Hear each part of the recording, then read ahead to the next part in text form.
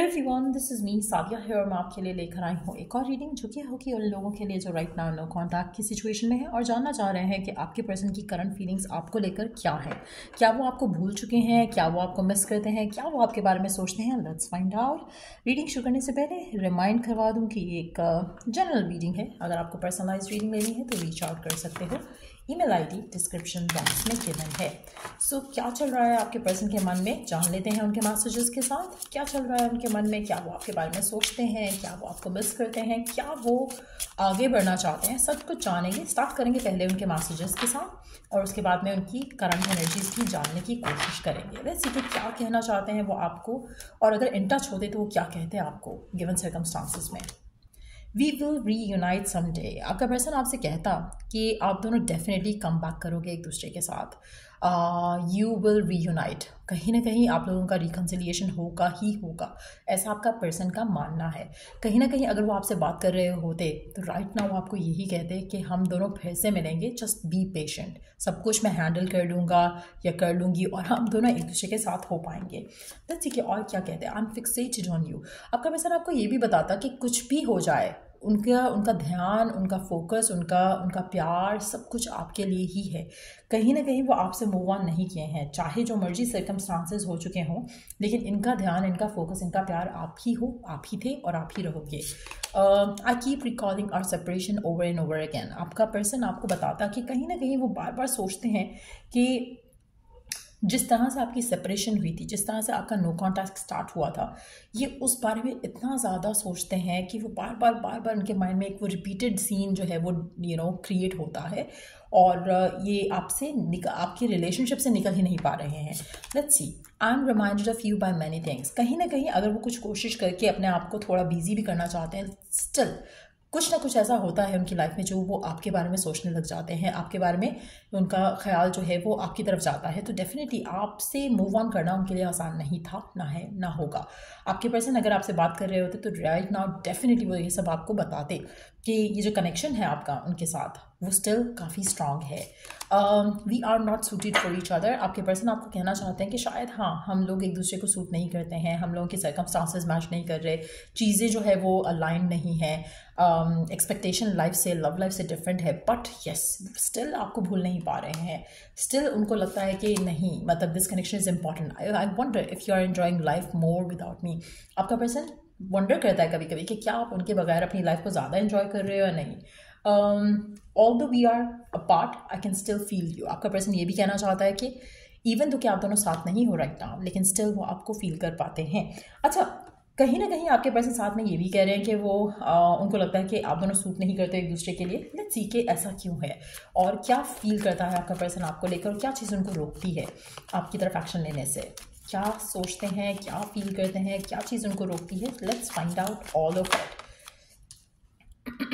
उनकी family could be the reason. कहीं ना कहीं हो सकता है कि उनकी फैमिली का बॉन्ड काफ़ी स्ट्रांग है, तो उनका घर, उनकी फैमिली, उनका जो कम्युनिटी है उसमें और आपकी कम्युनिटी में डिफरेंस हो, फैमिली के डिफरेंसेस हो, फैमिली जो है इतना ख़ास जो है वो एक्सेप्टेंस नहीं शो कर रही है आपके रिलेशनशिप को लेकर, जिसकी वजह से वो आपसे दूर हैं। लेकिन स्टिल आपका पर्सन होपफुल है कि चीज़ें वो वर्कआउट कर जाएगा। लोगों का इन्फ्लुएंस लग रहा है यहाँ पर, फैमिली हो सकती है, आप लोगों के दरमियान में सोशल स्टैंडिंग का डिफरेंस हो सकता है, आप लोगों के दरमियान में कल्चरल डिफरेंसेस हो सकते हैं, जिसकी वजह से आपका रिश्ता आगे जाने का, या एज डिफरेंस हो सकता है, या फिर कुछ ऐसे मामला हो सकते हैं जो कि कंसिडर नहीं किए जाते हैं किसी भी रिलेशनशिप में, तो जिसकी वजह से आपका रिश्ता सबोटाज हो रहा है। लेकिन एट द सेम टाइम आपका पर्सन आपसे कहना चाहता है कि वो होपफुल है कि कुछ ना कुछ वर्कआउट हो जाएगा।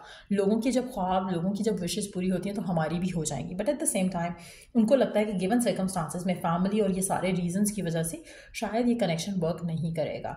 एट द सेम टाइम दिल में उनके होप है, डिज़ायर है कि कुछ वर्कआउट हो जाएगा, डिस्पाइट द फैक्ट कि अभी सिचुएशन फेवरेबल नहीं लग रही है, लेकिन आने वाले टाइम में चीज़ें वर्कआउट हो जाएंगी।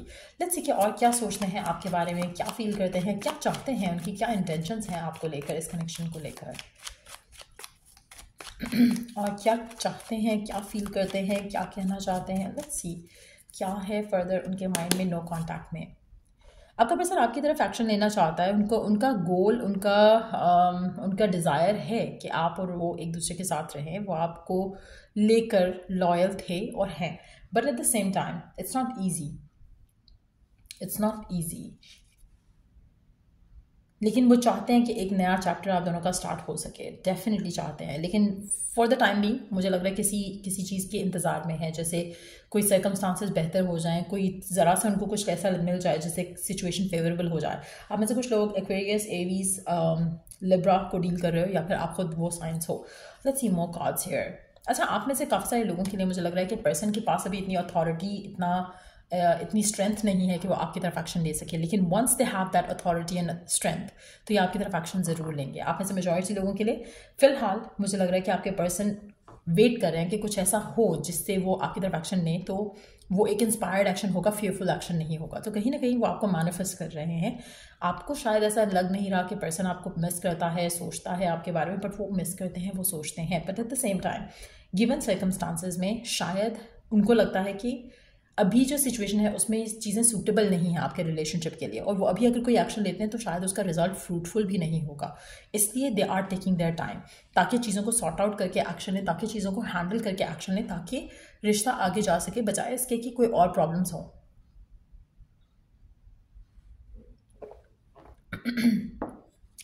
तो ये सर्कमस्टांसेस दिख रहे हैं आपके पर्सन और आपके दरमियान में। लेट्स सी कि आप लोगों का रिकन्सिलिएशन होगा या नहीं, क्योंकि अभी तो ऐसा लग रहा है कि इंतज़ार करना पड़ेगा, लेकिन सिचुएशन जो है वो बेटर अप होगी आने वाले टाइम में। पर्सन जो है वो कहीं ना कहीं अपने कॉन्फिडेंस के साथ, अपने स्ट्रेंथ के साथ एक्शन ज़रूर ले पाएगा आपकी तरफ। बट लेट्स सी कि क्या रिकन्सिलिएशन हो पाएगा, जब भी एक्शन आएगा तो क्या रिकन्सिलिएशन हो पाएगा।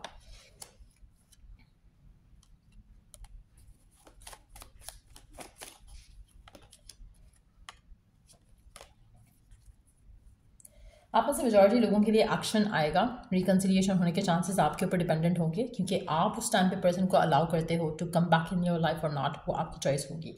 आप में से काफ़ी सारे लोगों के लिए मुझे लगता है कि इस पर्सन का आना आपके पास वापस आपके लिए थोड़ा अनएक्सपेक्टेड होगा। हो सकता है कि बाय दैट टाइम ये पर्सन जब तक आपके पास वापस आए तब तक आपकी ज़िंदगी में और ऑप्शंस हों, और शायद तब ये बैगिंग एनर्जी में हो और आपके पास चॉइस हो इन लव कि आपने इसको चूज़ करना है या किसी और को।